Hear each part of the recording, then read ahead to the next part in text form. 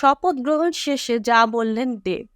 ওপার বাংলার দর্শকপ্রিয় অভিনেতা দেব অভিনয়ের পাশাপাশি রাজনীতিতেও সরবর তিনি।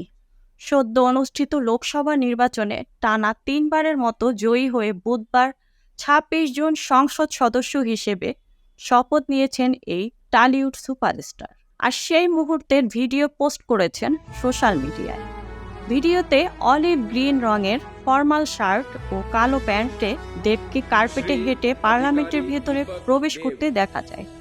পরে সেখানে তিনি সাধু বাংলাতে শপথ বাক্য পাঠ করেন। আমি দীপক অধিকারী দেব লোকসভা সদস্য নির্বাচিত হইয়া ঈশ্বরের নামে শপথ করিতেছি যে আমি বিধি দ্বারা প্রতিষ্ঠিত ভারতের সংবিধানের প্রতি প্রকৃত বিশ্বাস ও আনুগত্য পোষণ করিব।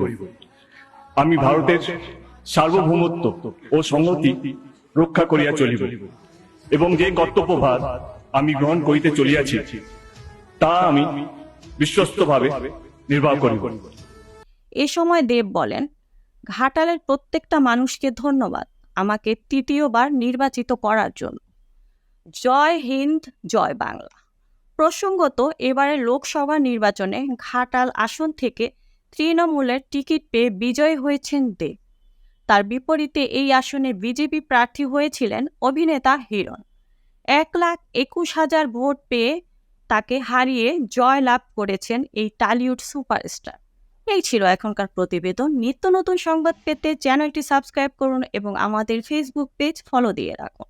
মুক্তা Parvez, desk report, BE news, Dhaka.